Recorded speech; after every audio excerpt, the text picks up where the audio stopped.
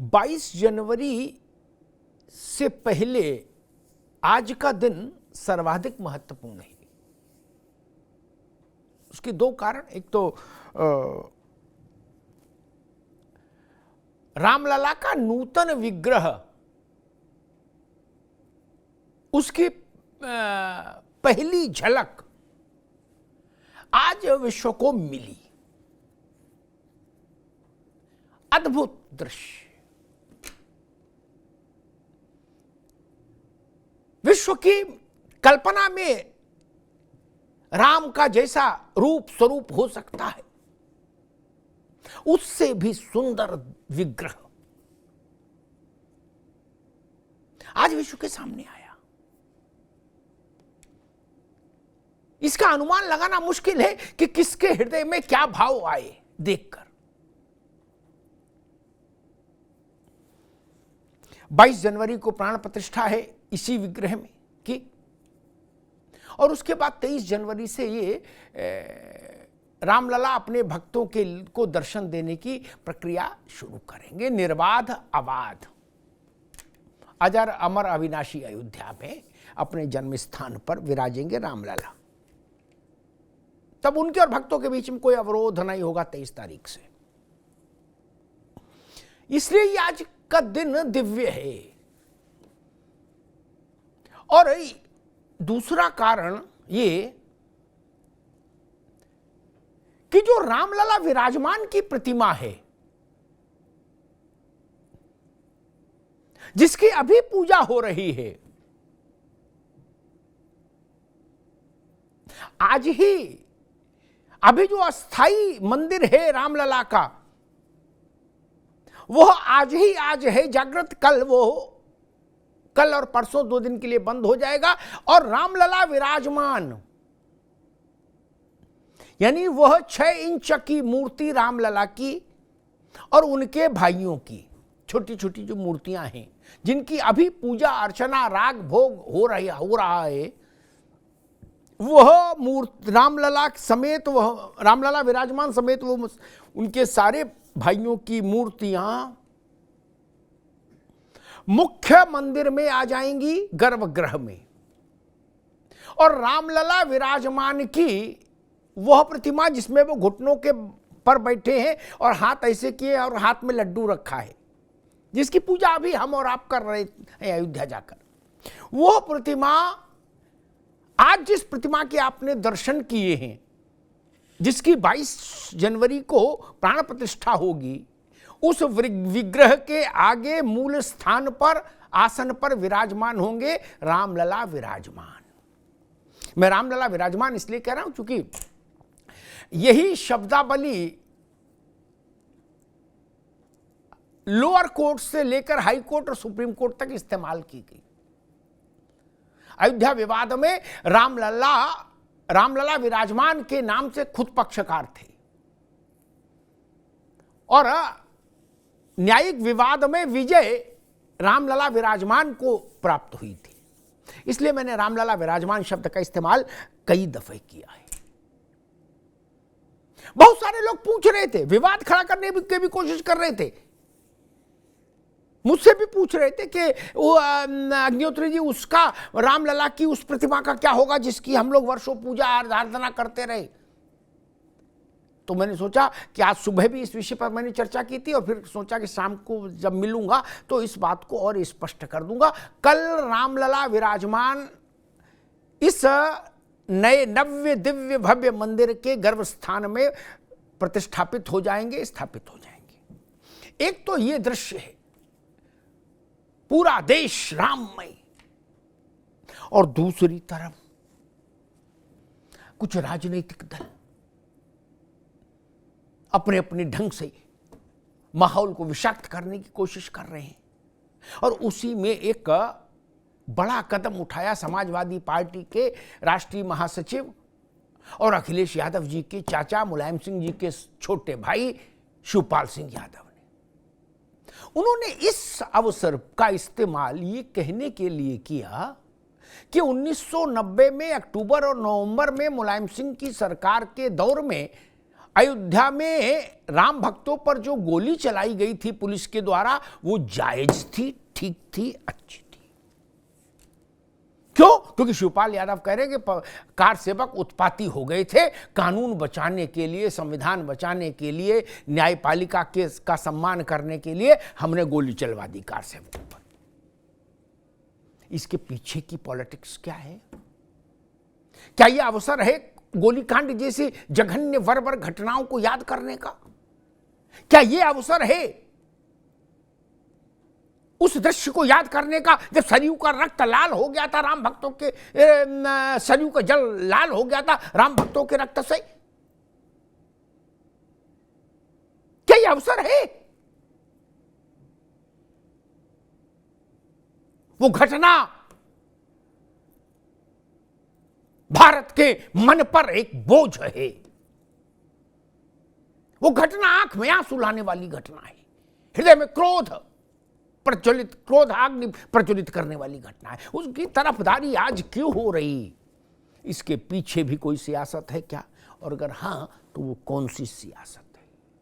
क्या 24 के चुनाव पर नजर है, इसलिए गोलीकांड के भूत को जिंदा किया जा रहा है? गोलीकांड के जिन्न को बोतल से निकाला जा रहा है ताकि एक वर्ग के वोट को अपने साथ मजबूती से पक्का जोड़ लगा के रखा जा सके? लेकिन क्या यह समझ नहीं है कि इसकी क्रिया की प्रतिक्रिया कितनी घनीभूत होगी, कितनी सघन होगी? चिनगारी का खेल बुरा होता है, चिनगारी का खेल, अटल जी ने कहा था। फिर समाजवादी पार्टी और शिवपाल यादव चिनगारी से क्यों खेल रहे हैं, आज इस पर भी चर्चा करेंगे। हमारे साथियों ने एक रिपोर्ट तैयार की, पहले उस रिपोर्ट को देखिए, फिर मेहमानों से परिचय कराऊं और फिर ये सब समझने की कोशिश करूं कि इस पवित्र अवसर पर समाजवादी पार्टी ने गोली कांड का जिन्न बोतल से बाहर क्यों किया। पहले रिपोर्ट देखिए।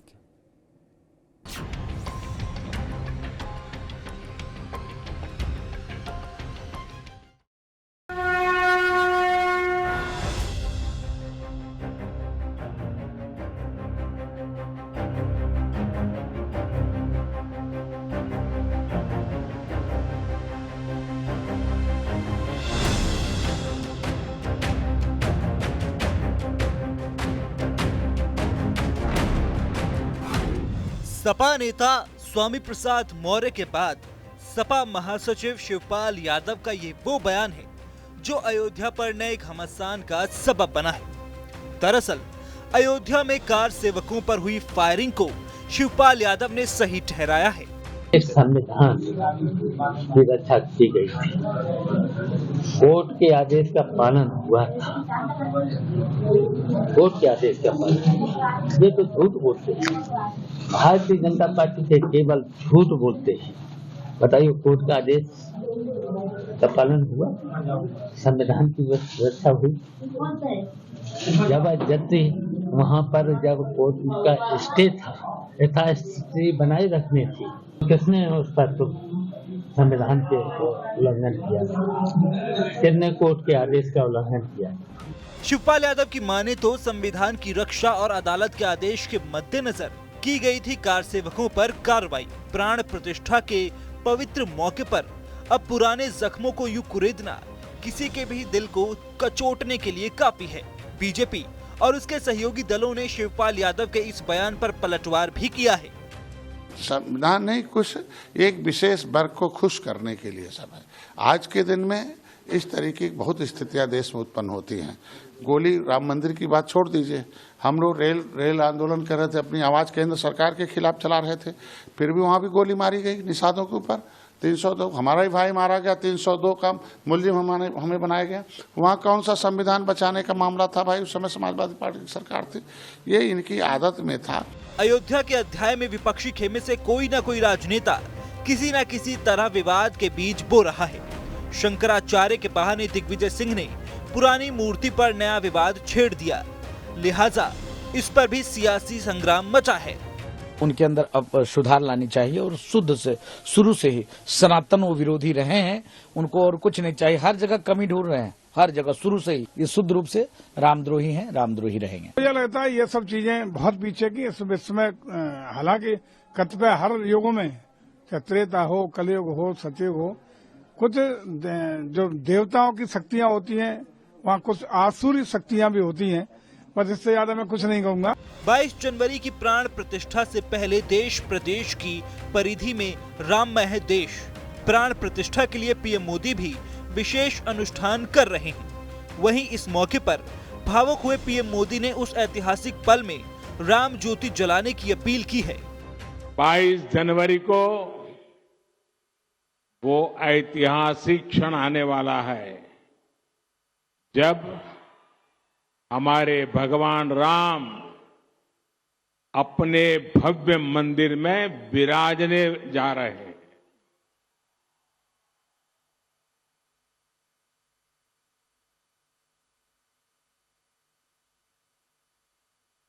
हम सब ने आराध्य के दर्शन टेंट में करने की दशकों पुरानी पीड़ा अब दूर होने जा रही है। बहरहाल सोमवार को सदियों के इंतजार के बाद अयोध्या में नई इबारत लिखी जाएगी।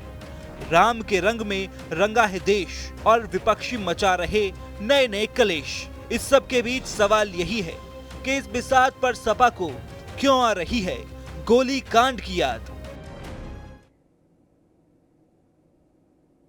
ये मौका है क्या इन बातों का? किसने कितना संविधान बचा लिया सबको पता है। हल्ला बोल जैसे कार्यक्रम औपचारिक तौर पर, आधिकारिक तौर पर चलाने वाली पार्टी करी कि हम संविधान बचाने के लिए गोली चलवा दिए। मेहमानों साहब का परिचय करा दें। डॉक्टर अवधेश उपाध्याय, भारतीय जनता पार्टी के नेता। अवधेश जी का स्वागत है। मुफ्ती नदीमुद्दीन साहब हैं, प्रेसिडेंट हैं उलामा काउंसिल के। मुफ्ती साहब का बहुत स्वागत है। मुन्ना खान साहब हैं, राजनीतिक विश्लेषक। मुन्ना खान साहब का बहुत स्वागत है। Doctor HS. रावत साहब हैं, हिंदू धर्मगुरु। रावत साहब का बहुत बहुत स्वागत। मुफ्ती साहब, आपसे बात शुरू करूंगा। बड़ा गंभीर किस्म का विषय है। पूरी भारत ने, पूरी दुनिया में जहां जहां राम के प्रति आस्था रखने वाले लोग, मनुष्य है, सबके लिए ये दिव्य क्षण है, अलौकिक क्षण है, अद्भुत क्षण है। उस मौके पर ये 1990 में अयोध्या में कार सेवकों पर गोली जो चलाई गई थी पुलिस के द्वारा, जिसमें तमाम लोग मारे गए, राम भक्त, लाशें सरयू में फेंक दी गई, सरयू का रक्त लाल हो गया, जल लाल हो गया उनके रक्त से। उस घटना को छाती ठोक के समाजवादी पार्टी क्यों दोहरा रही है? इसके पीछे क्या डिजाइन दिख रहा है? क्योंकि मौका भी होना चाहिए ना कोई। अभी तो ऐसा कोई इशू ही नहीं था कि गोली क्यों चलाई, इस पर तबसरा हो।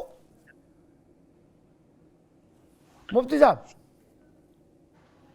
देखिए, जी, 22 जनवरी को प्राण प्रतिष्ठा का कार्यक्रम हो रहा है और 92 को बाबरी मस्जिद शहीद कर दी गई थी।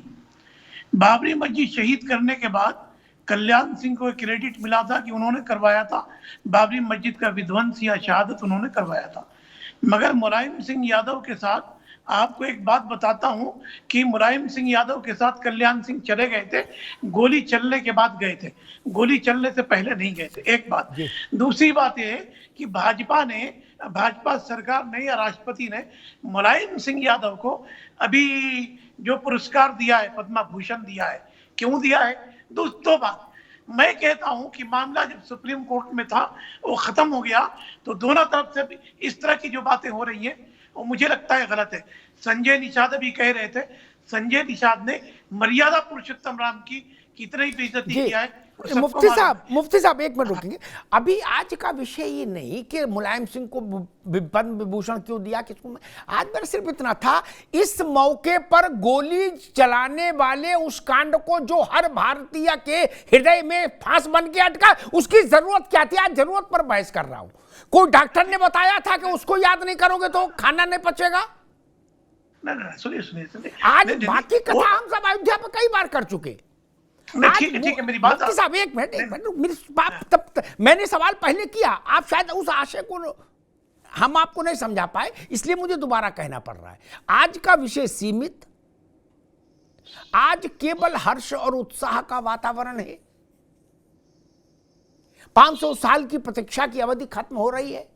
उस समय छाती ठोक के ये कहना कि हमने गोली ठीक चलवाई, इसके पीछे कोई तो रणनीति होगी, बौरे तो है नहीं कि यूं ही बोल दिए होंगे। नहीं, इसके पीछे मुस्लिम वोटों की रणनीति सिर्फ उतनी सी बात है आज। ठीक, ठीक, तो सही है। ठीक है मुफ्ती साहब। रावत साहब, आप क्रिया करोगे तो प्रतिक्रिया के लिए भी तैयार रहना होगा, नहीं? बिल्कुल भाई जुलाब लोगे तो दस्त तो लगेगा ही लगेगा, फिर बाद में शिकायत क्यों? नहीं, आप गोली चलवाने पर छाती ठोकोगे कि हमने राम भक्त मरवा दिया, अच्छा किया, ठीक किया। आपकी नजर भी अप्रैल में होने वाले चुनाव पर है, इसीलिए नहीं बोल रहे हैं। मुफ्ती साहब भी कह रहे हैं मुस्लिम वोटों का खेल है, तो इसकी फिर प्रतिक्रिया भी तो होगी। रावत साहब, बिल्कुल होगी अमिताभ जी, इसमें कोई दो राय नहीं है जी। इस बात को बोलने का इस समय पर, इनका इस खुशी के मौके पर कोई तुक नहीं बनती। इस समय इनको नहीं बोलना चाहिए था। रंग में भंग डालना और कार सेवक और जो राम भक्त हैं उनके मनों में एक क्रोध पैदा कर देना, रोष पैदा कर देना, इस तरह की स्टेटमेंट देना, ये मुझे लगता उचित नहीं है। क्योंकि अगर इन सब चीजों को बोलते हैं भाई संविधान की रक्षा के लिए की, तो फिर तो इनको खटीमा कांड भी याद करना पड़ेगा, मुजफ्फरनगर कांड भी करना पड़ेगा, और मायावती को गेस्ट हाउस में मार दिया होता अगर ब्रह्मदत्त द्विवेदी ना होते तो उस समय कौन से संविधान की रक्षा कर रहे थे? ये तो जंगल राज था, एक तरह से आतंकवादी राज था कि जो मर्जी करो, प्रशासन उनके अधीन था, और उसी का नशा था कि राम सेवकों पर गोली, कार सेवकों पर गोली चलाना बेरहमी से। अगर कोई दर्शन करने के लिए जा रहा है तो आप उसको वैसे भी रोक सकते हो, आंसू गैस के गोले से रोक सकते हो, बहुत सारी विधियां हैं। वो तो दर्शन करने के लिए जा रहे थे, और जो इनोसेंट आदमी उत्तराखंड के प्रदर्शन करने के लिए जा रहे थे उनके ऊपर गोलियां चलवा दी। तो ये क्रूरता थी, और अब दोबारा से क्रूरता भरे शब्दों को इस्तेमाल करने का मतलब है कि मुसलमान वोट बैंकों को खुश करना। लेकिन अब वो जमाना जा चुका है अमिताभ जी, वो जमाना अलग था। आज सोशल मीडिया का जमाना है, बच्चे को पता है कि वो राम का हो चुका है। अब ये जितना बोलेंगे उतना ही इनको नुकसान होने वाला है। जितनी बार ये स्टेटमेंट देंगे इस तरह की, उतनी बार हिंदुओं में रोष आएगा और वो विरोध करेंगे। चाहे वो समाजवादी पार्टी का यादव वोट बैंक है, वो भी इनसे नफरत करेगा। जी बिल्कुल ठीक बात है। एक वो था कि वो दिन हवा हुए जब पसीना गुलाब था, ये बात शिवपाल जी को समझना चाहिए। अब तो गंगा में बहुत पानी बह गया, कहाँ चक्कर में पड़े हो। मुन्ना खान साहब के पास आऊंगा। एक बात मुझे याद आती है, शिवपाल जी ने संविधान की बात कही, बहुत पता नहीं कितने लोगों को मालूम, ये जानकारी है कि इलाहाबाद हाई कोर्ट में मुन्ना खान साहब, ये पैरामिलिट्री फोर्स मालूम कब लगाई गई? जब एक बार संविधान बचाने के लिए समाजवादी पार्टी के संविधान वीर कोर्ट में घुस गए थे और मारना शुरू कर दिया था। अंदर जितने लोग मिले, वकील से लेके और जज के कर्मचारी कचहरी हाई कोर्ट के, क्या दे दबा दब बोले संविधान, बोले क्यों मार रहे हो? बोले संविधान नहीं बचाएंगे। उसी दिन से इलाहाबाद हाई कोर्ट CISF को दे दिया गया, बोले यहां ज्यादा संविधान बचाने वाले हैं, सफाई इनसे दूर रहना। क्या अब बोले आपकी संविधान बचाने आए तो 20 लाठी गरम करके मारना तत्काल। मुन्ना खान साहब, ये मौका था क्या इस तरह की बात का? मैं इस बात के खोज में लगा हूं। जी देखिए, कहीं ना कहीं शिवपाल जी का कोई व्यक्तित्व बयान होगा। मैं ये समझता हूँ कि अगर गोली कार सेवकों पे चलवाना इतना ही गलत था, तो 10 से 15 साल तक लगातार भारतीय जनता पार्टी की सरकार रही, तो श्री मुलायम सिंह यादव को क्यों सम्मान करने का काम किया, सम्मानित क्यों किया गया, उसे क्यों पुरस्कार दिया गया? उस पर कार्रवाई करनी चाहिए। आपके पास कोर्ट थे, आपके पास ताकत थी, आपके शासन चल रहे थे, लेकिन नहीं, आपने कोई कार्रवाई नहीं की। वहां पे मुलायम सिंह और कल्याण सिंह को सम्मान देने का काम किया और आज तक सम्मान देने का काम किया। लेकिन जब आज चुनावी मुद्दे हैं, जब 2024 के चुनाव को गर्म करने का माहौल है, तो कहीं ना कहीं ऐसे मुद्दे जानबूझ करके नहीं उठाए नहीं, जाते हैं। अगर मुफ्ती एक मिनट मुन्ना खान, एक मिनट, ये जो शिवपाल चाचा ने बोला, ये मुद्दे को ठंडा करने के लिए बोला, कुल्फी है ये? कह तो रहा हूँ गजब मैं कर यही रहे तो हो कह यार। रहा हूँ जी आप सुन तो ले अमिताभ जी, जी, अगर कार सेवकों पे गोली चलाने की बात हो रही है अयोध्या के अंदर, उत्तर प्रदेश के अंदर, तो उन किसानों की भी बात होनी चाहिए जिसपे गोलियां चौहान की सरकार ने मध्य प्रदेश में चलवाई। वहां किसान नहीं मरे क्या? उनके आत्मसम्मान की बात नहीं थी जहां गोलियां चलाई गई?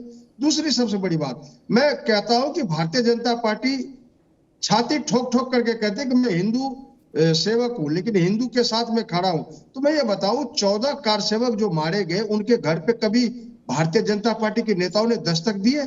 मैं जानता हूं, मैं बता रहा हूं, चाहे सुरेश कुमार हो, चाहे अनिल कश्यप हो, जितने भी कार सेवक को गोली लगी, जिनकी मृत्यु हुई, उनकी बेटियां घर में जवान है और किराए पे वो आज भी रह रहे। तो किस बात के हिंदू हितैषी हो ठीक भाई? मुन्ना खान साहब, इसका उत्तर भाजपा वाले देंगे, लेकिन मैं एक बात कहूं, जब इलेक्शन ठीक, एक मिनट आगे बात,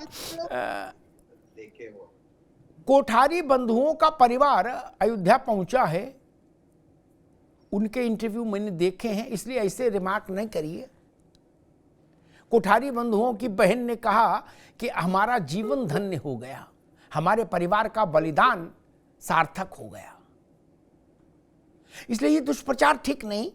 और दूसरी बात, ये एक बात तब कह सकते थे मुन्ना खान या बाकी लोग, क्या किसी कार सेवक हुतात्मा जिन्होंने बलिदान दिया इस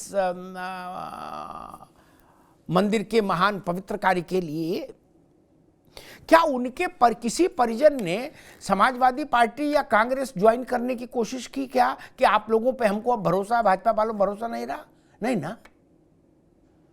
कोई गया क्या अजय राय से मिलने? कोई गया अखिलेश यादव की पार्टी जो नहीं ना। फिर काहे को उस पचड़े में पड़ रहे हो कि उनके घर में क्या है, इनके घर में क्या है? छोड़ दो।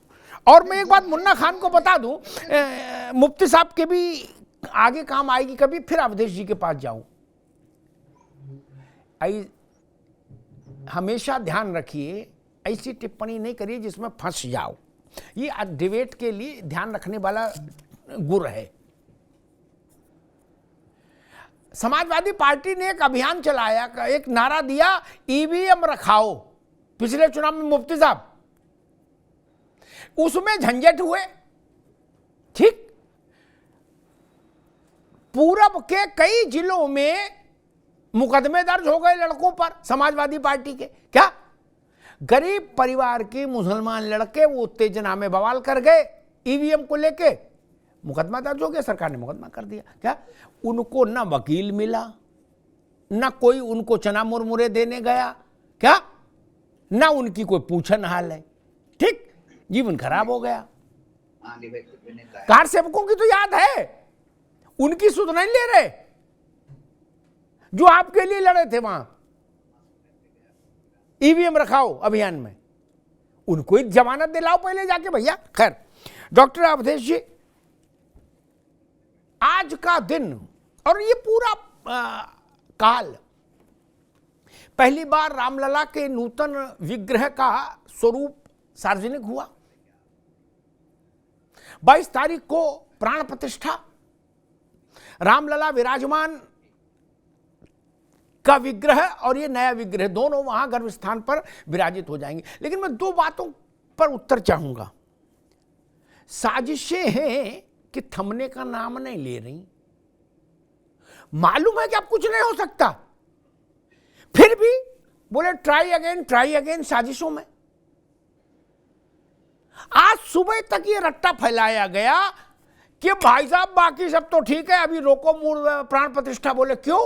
मौलाना साहब आप भी सुनिए, मुफ्ती साहब बोले क्यों रोके? बोले वो जो छोटी वाली मूर्ति है जो अभी विराजित है अस्थाई मंदिर में, वो लगनी चाहिए, वहां पर बड़ी मूर्ति क्यों लगेगी?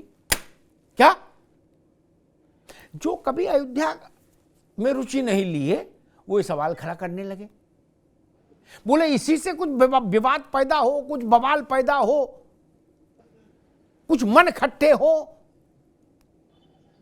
और जब उससे निपटे, एक एंगल उधर खड़ा खोल दिया, एक दरवाजा, लड़ाई का दरवाजा, अब दूसरा ये खोल दिया कि कार सेवकों पर गोली चलवाई थी, ठीक किया था। बोले क्यों चाचा? बोले संविधान नहीं बचाना था।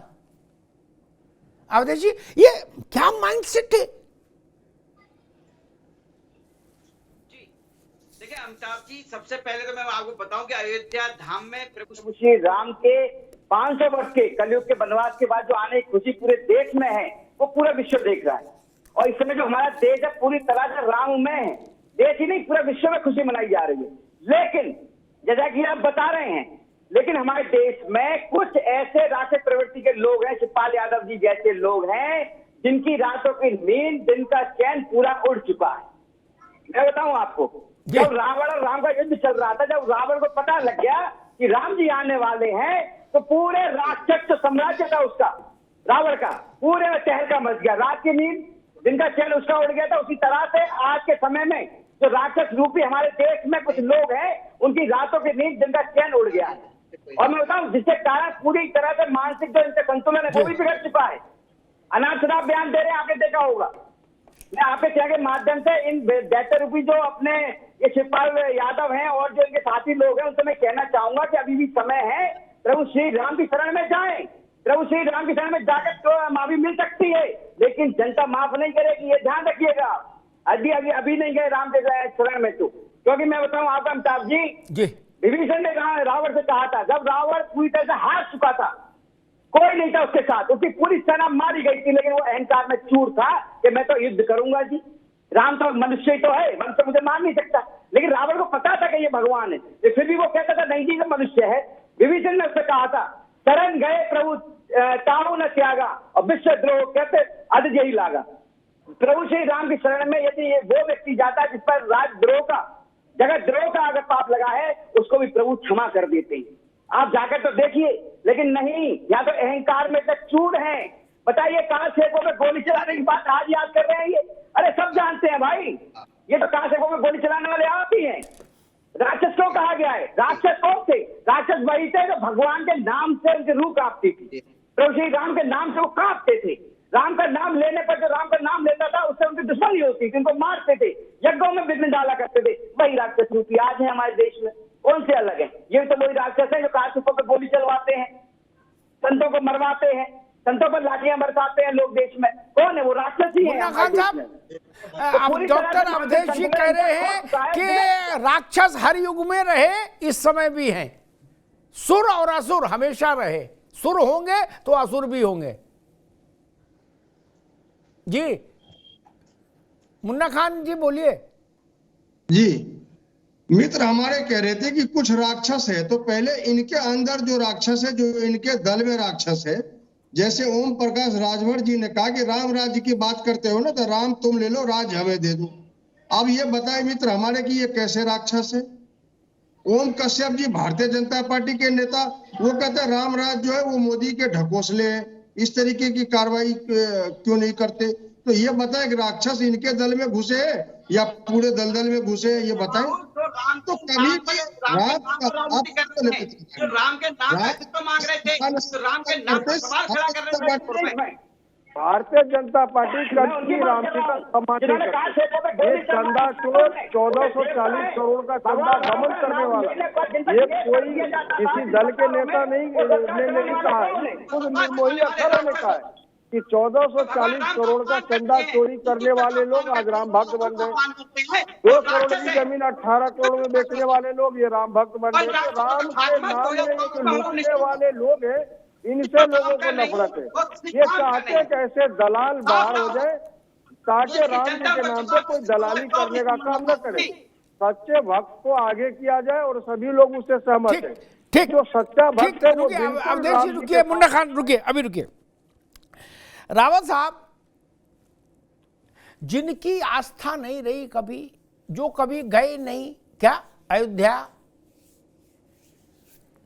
रामलला का मंदिर बनने की दिशा में कभी भी गाड़ी 2 कदम आगे बढ़ी तो तुरंत उसको पीछे खींचने का जिन्होंने जतन किया पूरी उम्र, क्या वो लोग कल सो के उठे अचानक से और नया बवाल शुरू कर दिया। बोले जी रामलला विराजमान की मूर्ति रखो वहां पर, ये नहीं लगेगी बड़ी मूर्ति। बोले गुरु ये आपकी ठीक फंसा दिया, इस झमेले में मामला जम जाएगा, विवाद बढ़ जाएगा क्या। और तर्क ये दिया गया, दिग्विजय सिंह भी कूदे इसमें। वो क्यों कूदे भगवान जाने, राहुल गांधी के कहने पर कूदे, सोनिया जी के निर्देश पर कूदे, अपने विवेक पर कूदे, ये दिग्विजय जी जाने। वो बोले कि जी कौशल्या जी की गोद में बैठे हुए राम की मूर्ति लगाओ। कल कह रहे ये, परसों क्या, जब 22 तारीख को प्राण प्रतिष्ठा होनी, तो परसों उनको याद आ रहा कि कौशल्या जी की गोद वाली क्यों नहीं लग रही मूर्ति। रावत जी ये क्या खेल हो रहा भाई, कैसा मानसिकता हो गई, समझ ही नहीं आ रहा। अमिताभ जी एक्चुअल में होता क्या है जी, राजनीतिक लोग जो होते हैं उनको धार्मिक, उनके मर्म को जानना, उनकी दिव्यता को जानना इतना आसान नहीं होता है। ये अज्ञानतावश इस प्रकार की बातें कहीं ना कहीं करते रहते हैं उजूल फुलूल, जिससे कि हिंदू जो मानस है, जो भक्त है भगवान राम का, वो आहत होता है। इनको पता नहीं है कि विधि विधान क्या है, उनको प्राण प्रतिष्ठा का विधान नहीं पता, उनको स्थिति का नहीं पता, उनको ये नहीं पता कि उस मूर्ति को वहां से कैसे वहां अनावरण उसका होगा, किस तरीके से उसकी प्राण प्रतिष्ठा होगी। बस किसी ने बोल दिया, थोड़ी सी बात बोल दी और उसको आगे बढ़ा देते और फिर मीडिया उस बात को लेकर के आगे चलता है। तो मेरा कहने का तात्पर्य है कि ये सारे अनभिज्ञ इन चीजों के बारे में कोई भी बोल देता है। अरे इनको पता तो होना चाहिए, जो मूर्ति की पूजा हो रही है उस मूर्ति को कोई जाकर के जब तक खंडित नहीं होती है कोई भी मूर्ति किसी वजह से, तब तक उसको जल प्रवाह नहीं करते। वो कहीं ना कहीं उसकी प्राण प्रतिष्ठा होती है और वैसे भी वो हमारी चल मूर्ति है। तो इसलिए इन चीजों की समझ नहीं है। अगर इनको धार्मिक समझ होती तो इस तरह की बातें ही ना करते, और अगर ये अंदर से धार्मिक होते, भगवान के भक्त होते, तो इतने साल तक ये विवाद न चलता, इतने साल तक ये मुकदमे न चलते, इतने साल ये चीज को लटका न जाता और कोर्ट के अंदर लगातार इनके वकील इस प्रकार की बहस न करते।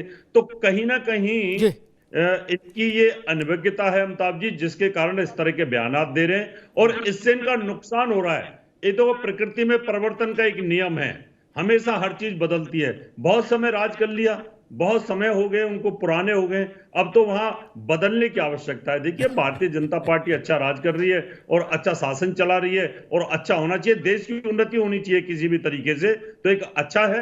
अब इनको रिटायर हो जाना चाहिए। ठीक है साहब, मैं मुन्ना खान साहब से पूछूंगा कि रिटायर क्यों नहीं हो रहे विपक्षी दल, लेकिन एक बार बात मैं मुफ्ती साहब से पूछूं। मुफ्ती साहब, मंदिर मस्जिद के लफड़ा हटाओ, उसूल की बात करो। कल तक जो लोग गला फाड़ रहे थे छत पर खड़े होके, क्या कि मोदी जी बड़ी बड़ी बातें मत करो, ये बताओ मंदिर कब बनाओगे, तारीख दो, क्या आज वो फिर छत पर खड़े हो गए, बोले मंदिर क्यों बना रहे हो, मंदिर से रोटी मिलेगी।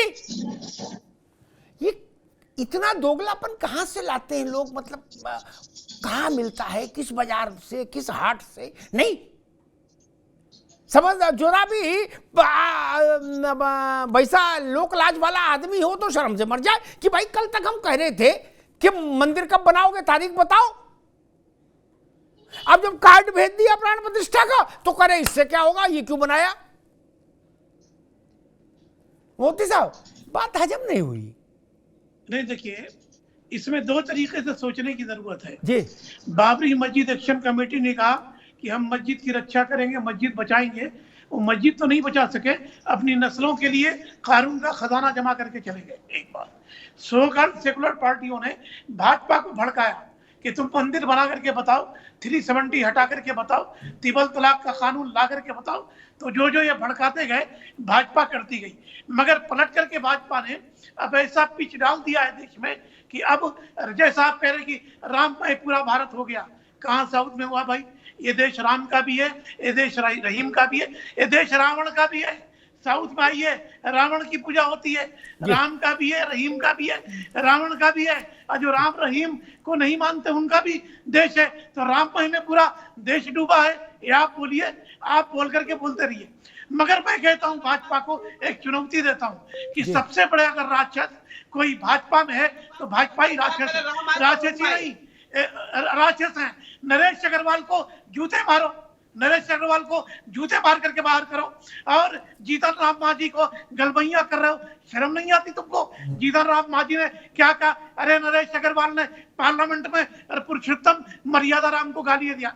यही संजय राउत है जिन्होंने क्रेडिट दिया कि हमने मंदिर गिराया है। नहीं सुनिए एक मिनट, मस्जिद गिराया है। संजय राउत क्या कह रहे हैं कि वहां मंदिर नहीं बन रहा। मेरा एक सवाल है कि अंधेरे में जो मूर्ति रखी गई थी वो मूर्ति कहाँ है? देश के नागरिक के हिस्से से मैं सवाल करता हूँ, भाजपा सिर्फ राम के नाम पर चंदा धंधा करके। ठीक है मुफ्ती साहब, ठीक है, मैं तो हैरान हूं कि बताइए, मुफ्ती जो आलिम फाजिल लोग हैं, इस्लामिक धर्म गुरु हैं, उनकी रुचि नरेश अग्रवाल में ज्यादा है क्या? बिल्कुल है। धन्नीपुर में मस्जिद में 4 ईंट लगाए, उसमें रुचि नहीं है ना, वहां ईंट गारा नहीं डलना चाहते। बोले नरेश अग्रवाल का क्या होगा ये बताओ? प्राण प्रतिष्ठा की विधि पर चर्चा कर रहे हैं इस्लामिक धर्म गुरु, बिल्कुल कर रहे हैं, मंत्रों पर चर्चा कर रहे हैं। हम कह रहे भैया थोड़ा उधर देख लो, मस्जिद भी बन जाती अच्छे से तो अच्छा लगता। बोले ना, नरेश अग्रवाल का क्या होगा हमको पहले ये बताओ। खैर मैं बताऊंगा, मुफ्ती साहब ने एक सवाल उठाया, बाकी तो उन्होंने भाषण दिया। एक सवाल उठाया, उस पर मैं उत्तर दूंगा, वो उस मूर्ति का क्या हुआ। ये सवाल दिग्विजय भी उठा चुके हैं, मैं बताऊंगा क्या हो रहा है उस मूर्ति का, बताऊंगा। हमेशा के लिए आपके सारे भ्रम दूर हो जाएंगे मुफ्ती साहब, फिर कहीं दूसरी दफा दरियाफ्त करने की जरूरत नहीं पड़ेगी। मैं भी बताऊंगा। मैं मुन्ना खान साहब से एक सवाल ले लूं। मुन्ना खान साहब, मैं एक बात नहीं समझ पा रहा कि भैया जो लोग कहते थे कि रामलला हम आएंगे नहीं, मंदिर वहीं बनाएंगे, तारीख नहीं बताएंगे, और जो ताल ठोक ठोक के भाजपा को चैलेंज करते थे कि मां का दूध पिया तो मंदिर बना के दिखाओ, तारीख बताओ, 80 सेकंड तक का मुहूर्त निकाल दिया, तारीख छोड़ो। क्या अब भी पेट में दर्द है?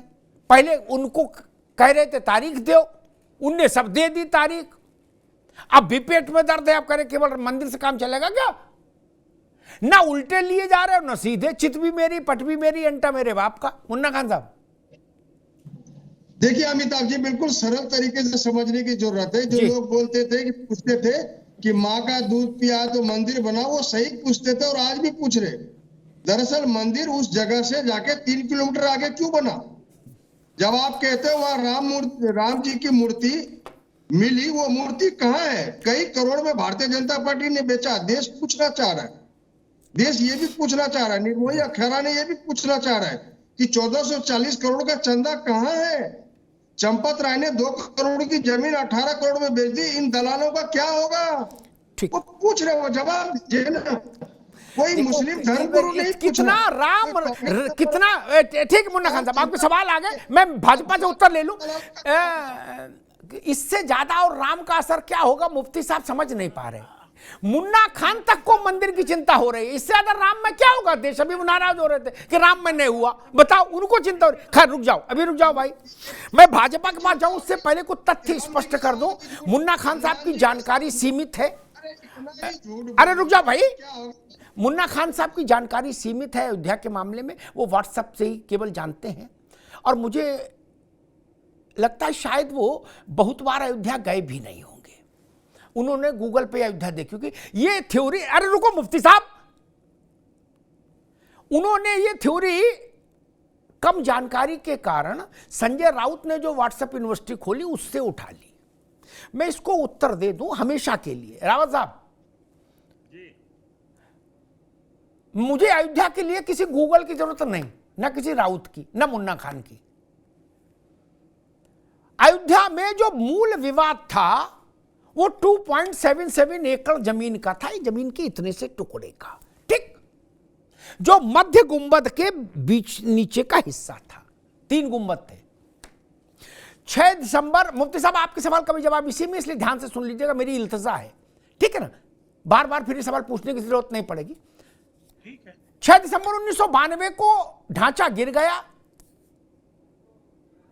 जब ढांचा गिर गया तो मध्य गुंबद के नीचे जहां रामलला की मौजूदा मूर्ति, जिसको हम इस वक्त उत्सव मूर्ति कह रहे हैं या जिसको कोर्ट में कहा गया रामलला विराजमान। मुन्ना खान साहब, आप तथ्य की बात तो सुना करो, आप कहां भटक रहे हो व्हाट्सएप में। इतनी बात आपको कपिल सिब्बल ही बता सकते, बाकी कोई नहीं। सुन लोगे तो कुछ आपके लिए फायदेमंद काम होगा, कुछ बढ़ेगा ज्ञान। वो मूर्ति वहां अस्थाई मंदिर बना के, टेंट लगा के वो मूर्ति रखी गई, ठीक। जिनकी पूजा आज तक हो रही है, आज रात, कल सुबह तक होगी, कल सुबह से परसों तक मंदिर बंद रहेगा, तब वो विग्रह रामलला विराजमान का नए मंदिर में, वो मूर्तियां वहां से क्यों हटाने, वो मंदिर वहां से क्यों हटा, टेंट वाला मंदिर क्यों हटा। कोविड के समय में ये नया मंदिर बना, अस्थाई टेम्परेरी मंदिर बना, वो इसलिए बना चूंकि अदालत ने तब तक फैसला दे दिया था हिंदू पक्ष के पक्ष में। मुफ्ती साहब हमेशा के लिए समझ लीजिए, वहां पर मंदिर बनना था, इसलिए रामलला के टेंट मेकशिफ्ट मंदिर को हटाया गया, मूर्ति लाके नए टेम्परेरी मंदिर में रखी गई, जिसकी आज पूजा हो रही है, टीवी पे जो देख रहे हो आप, ठीक। वो वही मूर्तियां हैं जो वहां, और जब रामलला के मूर्ति को वहां से हटाया गया, स्थानांतरित किया गया, ये जान लो मुन्ना खान साहब, आप गए नहीं होंगे, वहां पर एक रावत साहब, एक पूजित खंबा क्या उस स्थान पर गाड़ा गया, क्या शास्त्रीय विधान से, ताकि गर्भगृह की जगह का निर्धारण में कोई दोष नहीं हो। ये मंदिर जहां बना है, इस नया मंदिर, हमेशा के लिए समझ लीजिए, उसका गर्भगृह उन 3 ढांचों के मध्य वाले ढांचे के गुंबद का स्थान है। मुझे लगता है, मेरे ख्याल से आप सारी बात समझ में आ गई होगी, और अब नहीं आ रही तो फिर आप शरारती हैं, फिर आप शरारत करना चाहते हैं। आपको तथ्य से अर्थ मतलब नहीं, शरारत करना चाहते हैं। शरारत का मेरे पास उत्तर नहीं, तथ्य का मैंने उत्तर दे दिया। ये वही मूर्ति है जो 22 और 23 दिसंबर 1949 को मध्य गुंबद के नीचे प्रगटी थी। अरे मुन्ना खान साहब, आप तो कम से कम अयोध्या, आप कुछ ज्ञान बढ़ाओ। ये कोई राजनीतिक बहस है क्या? आप सवाल गंभीर उठा देते हो, फिर ऐसे उंगली कर देते हो। ये कोई पॉलिटिकल बहस नहीं ना मित्र, या तो जानकारी हो उतनी आपके पास। अभी पूछ देंगे टोटल जमीन कितने का डिस्प्यूट था, आपको नहीं पता होगा, गूगल देखना पड़ेगा। कहां चक्कर पड़ रहे हो इन सब में? हल्की हल्की बात करो, निकलो, इन सब मत फंसो चक्करों में। अभी एक टेक्निकल सवाल पूछ देंगे तो नहीं बता पाओगे अयोध्या पर, नहीं बता पाओगे ना मित्र। इसके अंदर पुराना का जिक्र कब आया, किस स्टेज पर आया, कोर्ट में क्या कहा गया, आपको तो जानकारी नहीं ना मित्र। तो जब नहीं है तो जितनी जानकारी उतने में खेलो। फुटबॉल नहीं खेल सकते अपन तो क्यों फुटबॉल खेले, क्रिकेट खेले, मेरा निवेदन है। खैर अवधेश जी, मैं एक बात नहीं समझ पा रहा, ये विघ्न संतोषी लोग की जो कोशिशें हैं, ये 22 जनवरी को 1 बजे समाप्त हो जाएंगी, क्योंकि 1 बजे के बाद तो फिर रामलला और भक्त संसार एक रस हो जाएगा, ठीक।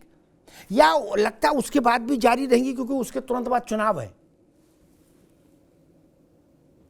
अमिताभ जी, मैंने पहले ये वाली बात कही थी, इस समय जो हमारे जो दैत्य रूपी जो इंसान हैं हमारे देश में, जो नेता हैं शिवपाल यादव जैसे लोग, ये पूरी तरह से मानसिक संतुलन खो चुके हैं अपना जी श्री राम के आने से, क्योंकि राक्षसों में खलबली मच चुकी है, और ये खलबली अब मिटने वाली नहीं है 2024। ये खलबली इनकी 2024 में देश की जनता ही मिटाएगी। अभी ये मुफ्ती साहब शिवपाल के साथ नरेश अग्रवाल भी जोड़ो भाई, मुफ्ती जी कह रहे थे, ओम प्रकाश राजभर भी जोड़ दो भाई, कह रहे हैं अरुण कश्यप भी जोड़ दो भाई, ये सारे लोग हैं। नहीं कहते कि राम मंदिर था वो, तो बार-बार कह रहे हैं अरे आप सारे राम मंदिर तोड़ के वहां मस्जिद चंदा चोरी में जोड़ो, जमीन घपला जोड़ो, ये सभी जोड़ो आप। अगर असली भक्त हो तो सभी जोड़ो। समझिए पहले कि पहले कौन आया इस देश में, राम आए कि रहीम आए? मीठा मीठा डॉक्टर चंदा चोरी का अगर सवाल अरे भाई वो जमीन 18 बड़े हेरा फेरी मुगल आखिर वो मंदिर ही हेरा फेरी चंदा चोरी करने का काम कुछ पता तो है नहीं, संस्थाओं के साथ धोखाधड़ी करने का काम एकदम पूरी तरह से इन सभी का पेट नहीं भरा तो चंदा चोरी करके आप पेट भरो। श्री राम के आने की खुशी रेलवे वाले ने भी पैसे दिए, कुछ मजदूर ने पैसा दिया और 1440 करोड़ का चंदा गबन हो गया। और जो निर्मोही अखाड़ा शुरू ठीक से है, दोनों लोगों को रोकूंगा, दोनों लोगों को रोकूंगा। रावत जी,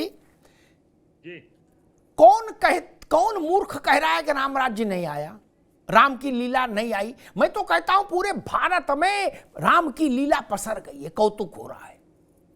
फारूक अब्दुल्ला, राम मुफ्ती साहब रुको, फारूक अब्दुल्ला क्या शेख अब्दुल्ला के साहबजादे और उमर अब्दुल्ला के अब्बा जान कपिल सिब्बल के घर में बैठ के राम का भजन गा रहे हैं। और कितना राम राज्य देखोगे रावत जी, और कितना देखो, मेरी तो आंखों में आंसू आ गए, इतना राम राज्य देख लिया नहीं, रोने लगा देख के भजन।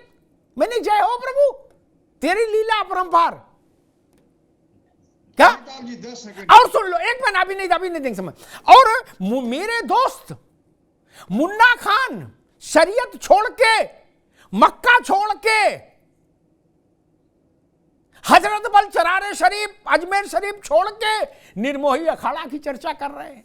और कितना राम राज्य लाओगे रावत साहब? इतनी चर्चा तो निर्मोही अखाड़ा ने अपनी नहीं की जितना मुन्ना खान कर रहे रावत साहब। अच्छा, आपको नहीं लगता ये प्रभु का कौतुक है क्या? जी बिल्कुल ठीक। जाने कैसे कैसे मरखन्ने वो जो थे सींग मार रहे थे यत्र तत्र सर्वत्र, सब जी सियार बल रामचंद्र की जय बोल रहे क्या? दिग्विजय सिंह जो कहते थे ओसामा बिन लादेन जी, क्या वो कह रहे कौशल्या जी की गोद में रामलला आए तो हमें प्रसन्नता होगी। और कितना रामराज देखोगे रावत जी? अब तो ये बचा कि फिर आप ये कहो मुन्ना खान साहब रामनामी पहन के अयोध्या में चित्रकूट में तिलक लगाने लगे लोगों को। रावत जी जी बिल्कुल अमताज जी, इसमें कोई दो राय नहीं है। आज की डेट में बिल्कुल भारत क्या पूरा विश्व जो जहां पर सनातन माहौल है वहां पर बिल्कुल रामराज का माहौल बना हुआ है।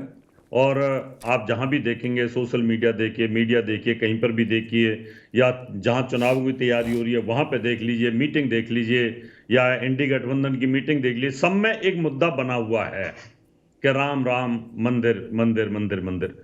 तो सबके दिमाग में तो है, जो अपोजिशन में उनके दिमाग में भी है, मौलाना साहब के दिमाग में भी है, मुन्ना खान के दिमाग में भी है, मुफ्ती साहब के भी दिमाग में है। तो सबके दिमाग में एक हम कैसे तर्क लाएं और उन तर्कों को हम कुतर्क में कैसे कन्वर्ट करें, ये तो सबके दिमाग में ही है। इसका मतलब अच्छा रावत जी एक सवाल है, रावत जी एक सवाल है, वही सवाल सबसे पूछ लूंगा, समय कम है, आपसे शुरू कर देता हूं। मेरी समझ ये कहती, गलत सही कुछ भी हो सकती है मेरी समझ, सब लोगों से पूछूंगा, मुफ्ती साहब से भी, मुन्ना खान से भी। मेरी समझ ये कहती है, बिना हल्ला गुल्ला जवाब देना सब लोग, मेरी समझ ये कहती है चुनाव का नगाड़ा बजने दो, चुनाव का कार्यक्रम आने दो, ये सारे इंडी गठबंधन के नेता और पार्टियों के अध्यक्ष सब रामलला के दरवाजे पर मिलेंगे, दोने में प्रसाद लेके और माला हाथ में लेके, जितनी बड़ी बड़ी बातें कर रहे हैं। रावत साहब आपकी समझ क्या कहती है? फिर मुन्ना खान साहब पूछोगे, मुफ्ती साहब से। इसमें कोई दो राय नहीं है, मिलेंगे और अपनी वोटों को बचाने के लिए इनकी मजबूरी भी होगी। और अगर नहीं मिलेंगे तो कहीं ना कहीं जो इनका वोट बैंक है खिसक जाएगा और जो इनका जनाधार है वो खत्म हो जाएगा और जो पार्टी है वो बिल्कुल नीचे तले में आ जाएगी। इसलिए मजबूरी होगी, क्योंकि पहले जो इनकी सोच थी वो अलग थी।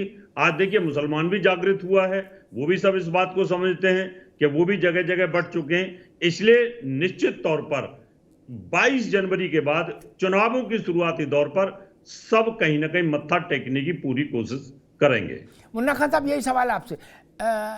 ऐसा मान रहा हूं मैं कि नगाड़ा बजा और सब दोना लेके और माला लेके और धूप बत्ती लेके वहीं दिखाई देंगे, बोले सियावर रामचंद्र की जय, जितने ज्ञानी अभी दिख रहे हैं।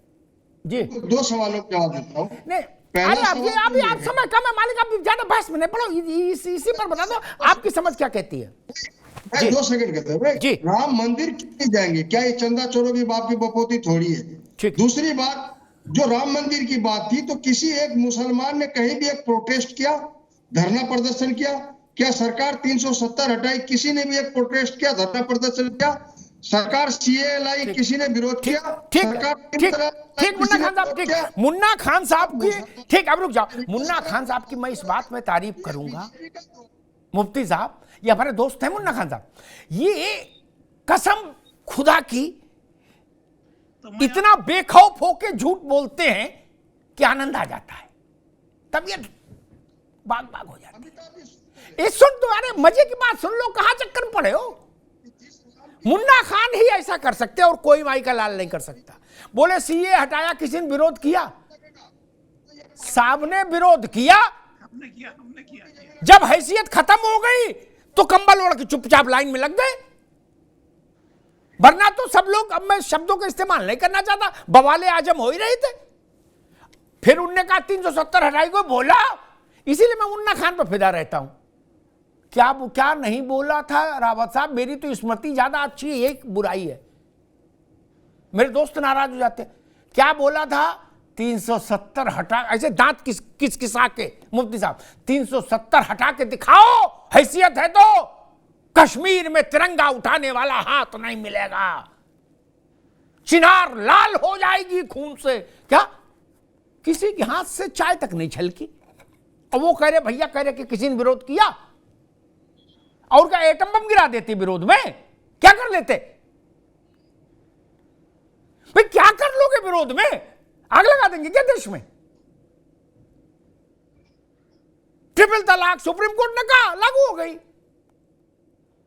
और जब आपके विरोध का मौसम चलता था तो शाहबानों के केस में हमने विरोध देखा था ना। मैंने इसीलिए कहा वो दिन हवा हुए जब पसीना गुलाब था।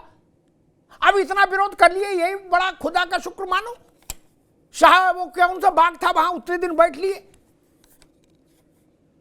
शाहीन बाग। अब दोबारा थोड़ी ना बैठ पाओगे, मैं भगवान का नाम लो।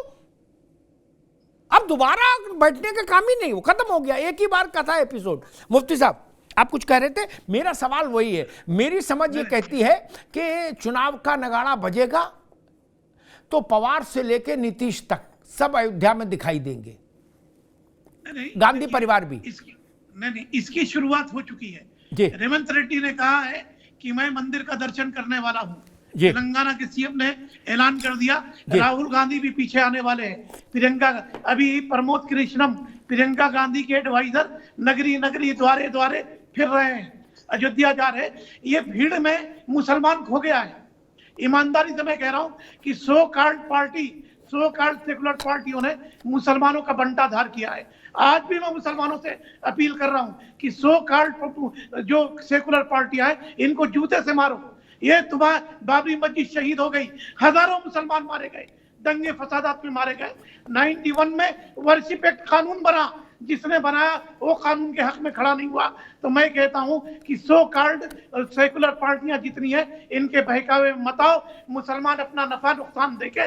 और बीजेपी ने जो हिंदुत्व की पीछ बिछा दिया है, अब इस पे बैटिंग करना हर पार्टी की जरूरत है। अब मुसलमानों का वोट बैंक 50 साल से 60 साल से जो मुसलमानों का अपीसमेंट हो रहा था, अब हिंदुओं का होने वाला है। हम तो पंचर बना रहे थे, साइकिल जोड़ रहे थे, ऑटो चला रहे थे, हमारी दशा तो हमने देख लिया। अब हिंदुओं तुम होशियार हो जाओ, तुम्हारी दशा होने वाली है। मुफ्ती साहब का मैं इसलिए बहुत एहतराम करता हूं, एक तो काबिल है,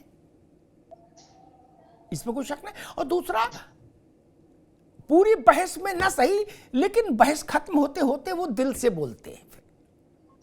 बिल्कुल ठीक बात है। फिर केवल मन से बोलते, दिल से बोलते।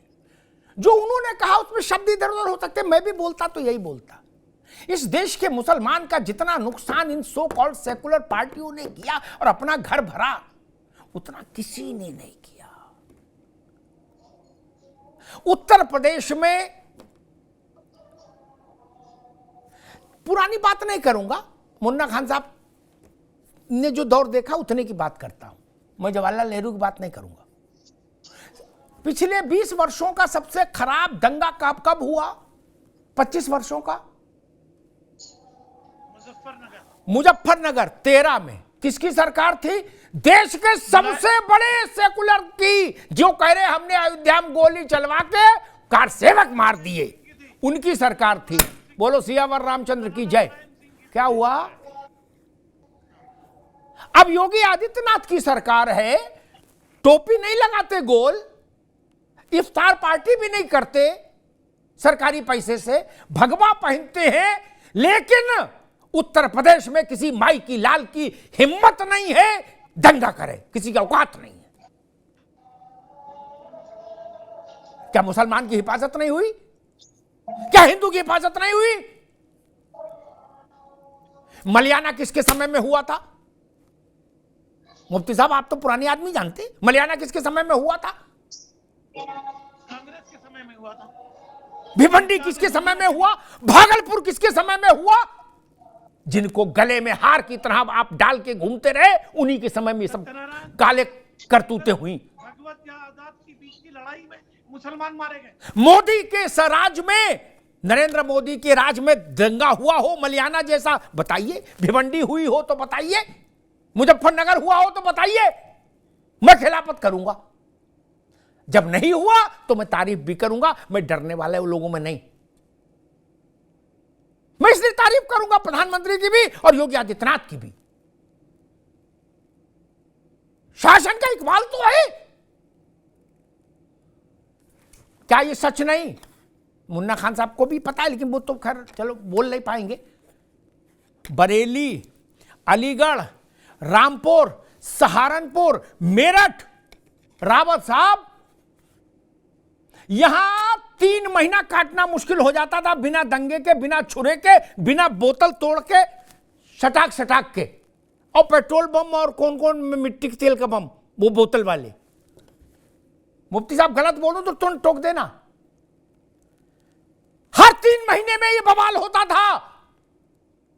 आज अलीगढ़ में क्यों नहीं चल रहा छुरा? क्यों नहीं चल रही बोतल? आज मुहर्रम का जुलूस क्यों निकल रहा शांति से? दुनिया भर में, भारत के करीब 7-8 राज्यों में मुहर्रम के जुलूस पर और उसके बाद जो हिंदू धार्मिक यात्राएं निकली, उनमें हिंसा हुई। उत्तर प्रदेश में कहीं हिंसा छोड़िए, एक कंकड़ नहीं चला। आपकी बात कैसे मान लूंगा? मैंने तब भी तारीफ की थी। एक कंकड़ नहीं चला। कांवड़ की यात्रा में मुसलमान भी रूह अफ़ज़ा का शरबत पिला रहे थे। ये बात आपको खराब लगती है क्या? अच्छी नहीं लगती ये बात? तकलीफ है इस बात से? हां, यह नहीं हो सकता कि आप कहो कि हमारा जुलूस निकलेगा और कांवड़ नहीं निकलेगी। यह नहीं होगा, वो दौर चला गया। खैर, अवधेश जी, मसला फिर वही, कांग्रेस, समाजवादी पार्टी या इस सोच की जो पार्टियां हैं, मुझे नहीं लगता कि अभी वो हथियार डालेंगी। और कम से कम 24 के चुनाव तक जब तक नतीजे नहीं आ जाएंगे, तब तक तो ये युद्ध, मुझे लगता है, युद्ध जारी रहेगा। अवधेश जी। जी बिल्कुल सही कह रहे हैं आप, क्योंकि ये तो खो चुके हैं अपना। मैं बताऊं आपको, भी मुफ्ती साहब कह रहे थे, एक बात आपने ध्यान किया होगा कि मंदिर बना रहे हैं, हिंदूवादी बात कर रहे हैं, भारतीय जनता पार्टी की सरकार तो पूरी तरह से हिंदूवादी काम कर रही है। अरे भाई एक बात बताइए, उत्तर प्रदेश में अखिलेश यादव ने 100 करोड़ रुपए लगाकर हज हाउस बनवाया था, अपने पैसे से, जनता का पैसा था वो, जनता के पैसा लगा के हज हाउस बनवाया, तब किसी को आपत्ति नहीं हुई। बड़े बड़े लोग उस उद्घाटन में गए थे। आज जो राम मंदिर बन रहा है, जो कि ये लगाइए आप, प्रधानमंत्री कोष से नहीं जा रहा उसमें पैसा, कोई उसमें पैसा नहीं है सरकार का, वो जनता के पैसे से बन रहा है, राम भक्तों के पैसे से बन रहा है, जो राम भक्त चंदा दे रहे हैं उससे बन रहा है। तब खलबली मची हुई है राक्षसों के, बताइए आप। इसका जवाब अमिताभ जी देश की जनता इनको देगी 2024 में। ठीक, इन्होंने अपनी सरकारें चलाई हैं, तुष्टिकरण की राजनीति की है, परिवारवाद की राजनीति की है, भ्रष्टाचार की राजनीति की है, तो सब अब खत्म हो चुकी है। अब एक राष्ट्रवाद की सरकार चल रही है। ठीक है, रुकना होगा, अब रुकना होगा सबको। मैं अपनी ठीक है अवधेश भाई, मैं अपनी बात को फिर दोहरा दूं ताकि सनद रहे, या तो मैं गलत होऊंगा या बाकी गलत होंगे। सब सही नहीं होना चाहिए, गलत का गलत पता लगना चाहिए, सही का सही पता लगना चाहिए। इसलिए मैं रजिस्टर करा दूं। मैं मानता हूं रावत जी, फिर रजिस्टर करा दे रहा हूं ताकि सनद रहे वक्त पर, आप सब लोग गवाह रहो। मैं मानता हूं लोकसभा चुनाव का नगाड़ा बजने दीजिए। इंडिया गठबंधन के तमाम शीर्ष नेता दोने में प्रसाद लेके और हाथ में माला लेके रामलला के दरबार में लाइन में लगे होंगे और कह रहे होंगे कि भैया पास दिला दो। रामलला के दर्शन के बिना चुनाव में मोक्ष नहीं मिलेगा, लिख लो। बात कड़वी लगे तो और अच्छी लगे तो, जाना तो होगा। वो भारत के मन का मंदिर है, वह भारत का आत्म तत्व है। अयोध्या भारत का स्व है, स्व, सेल्फनेस, आत्म तत्व। आप उसको छोटा मंदिर समझ रहे हैं क्या? जो हैसियत क्रिश्चियनिटी में वेटिकन की है, जो हैसियत इस्लाम में मक्का और मदीना की है, वही हैसियत सनातन में अयोध्या की है, अयोध्या की। भ्रम दूर कर ले जिनके दिमाग में भ्रम हो। और अयोध्या के बारे में जो लोग अब तक अंट शंट अभद्र भाषा बोलते रहे, मैं उनको भी विनम्रता पूर्वक कहूंगा, भाषा सुधार लीजिए, नहीं तो ये देश सुधार देगा। अब ये भाषा नहीं चलेगी ना। राजनीति में एक नोटी बॉय है, उनसे भी कहूंगा ज्यादा नोटी मत बनिए। वक्त बदल गया है मेरे दोस्त। आपकी ट्रेनिंग तो बाला साहब के दरबार में हुई थी, आप नोटी कब से हो गए? बाला साहब गुजरे, आप नोटी हो गए, अल्ले बल्ले बोले जा रहे हो। आपको पता ही नहीं, देश बदल गया। और जो बात अभी बीच में मैंने कही, कांग्रेस को अच्छा नहीं लग रहा है, सपा को अच्छा नहीं लग रहा है, या बसपा नाराज है, क्या मैं इस कारण से उत्तर प्रदेश की सरकार की आलोचना करने लगूंगा? नहीं, मुझे योगी का शासन अच्छा लग रहा है। कोई दंगा नहीं हो रहा मेरे प्रदेश में। क्या आपके पेट में दर्द है इससे? आप मुजफ्फरनगर पार्ट 2 चाहते हैं? मुफ्ती साहब, मैं गया था कवर करने दंगा, 6 महीने तक पश्चिम जला था, मैं गया था। मैंने मौलाना नजीर से भी बात की थी, जो मलाई चाप रहे थे मुलायम सिंह जी की कृपा से, जिनको 22 सिक्योरिटी दे दी थी, 22+। जो दंगे के अभियुक्त थे वो 22+ सिक्योरिटी ले आए। छाती मूंग दल रहे थे कलेक्टर और कप्तान की। मुन्ना खान साहब उन लोगों की तरफदारी करना चाहते हैं, करे इनको भारत रत्न दे दो, ये चाहते हो क्या? ये नहीं चलेगा। मलियाना नहीं हो रहा इसलिए आपको तकलीफ है, भिवंडी पार्ट 2 नहीं हो रहा इसलिए तकलीफ है, भागलपुर पार्ट 2 नहीं हो रहा इसलिए आपके पेट में दर्द हो रहा है क्या? तो पेट दर्द की दवा खाओ यार, देश को आग में झोंक देंगे क्या? इसलिए 100 में 100 नंबर मोदी की सरकार को भी, योगी की सरकार को भी। दंगा से तो मुक्ति हुई। जिन्होंने केवल सोशल मीडिया पर अपना ज्ञान बढ़ाया, उनसे बहस में पड़ता नहीं। मैं तो जमीन पर रह के देखा, मैंने अलीगढ़ देखा, मैंने सहारनपुर देखा, मैंने मेरठ देखा। मुफ्ती साहब, बहुत गंभीरता से कहूंगा, मैंने कैराना देखा, कैराना की गलियां देखी। मैंने वो दौर देखा है जब पुलिस की टांगें कांपती थी। रावत साहब, कैराना में कुछ इलाके थे जहां पुलिस नहीं जाती थी डर के। क्या? क्यों? क्योंकि लखनऊ से कहा जाता था उधर मत जाना, उधर मत जाना, उधर जो लोग रह रहे हैं वो बिल्कुल ऐसे ही रहेंगे बिंदास। जिसने ट्रक के पीछे लिखा होता यूं तो ऐसे ही चलेगी, ऐसे ही, वो तो यूं तो ऐसे ही चलेगा। अब कोई गली ऐसी नहीं है मित्र, माफ करिएगा मुन्ना खान साहब, कि यहां फलाने जी रहते कोई नहीं जाएगा ना। 20 लाठी तुरंतकाल, तत्काल 20 लाठी और जेल।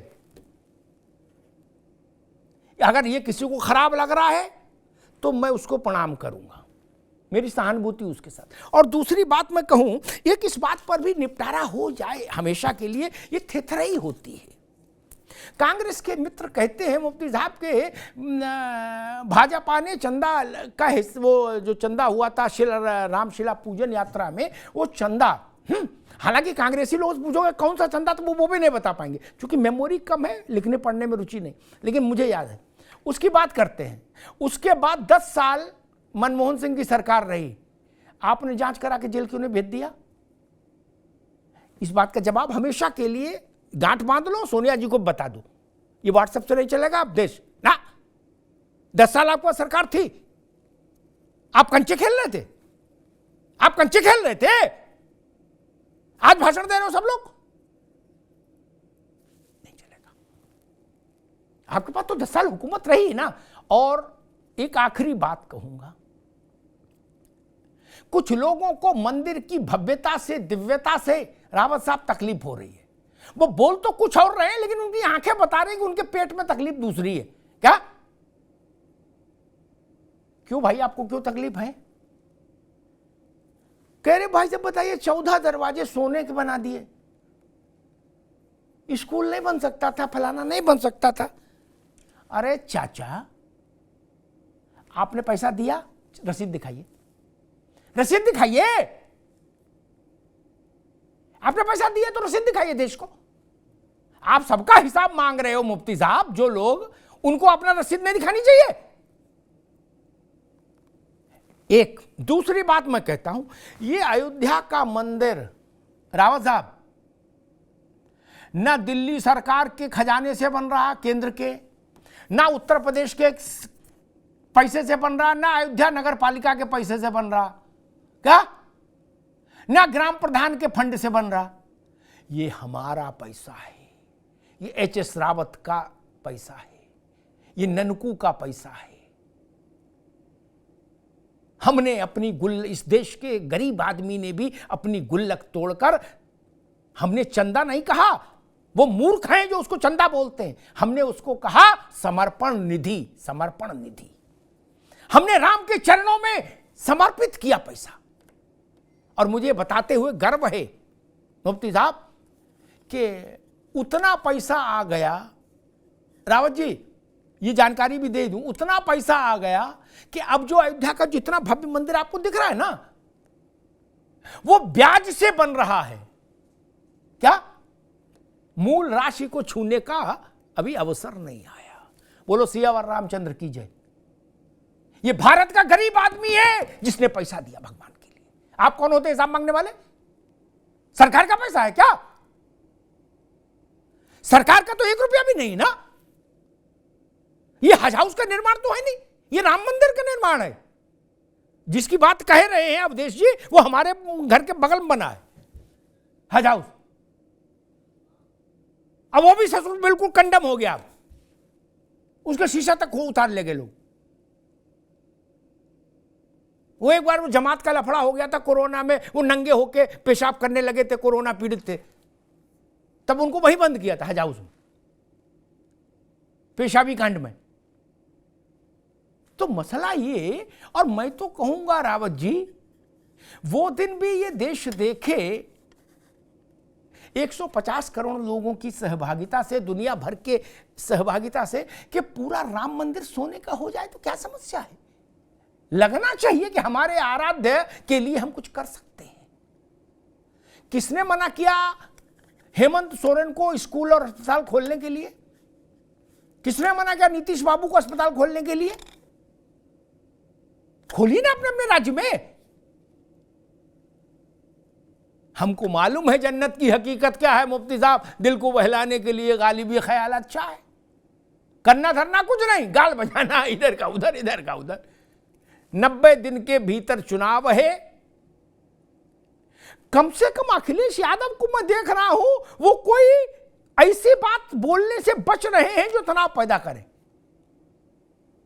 उतनी समझदारी तो है। गांधी परिवार को मैं देखूंगा,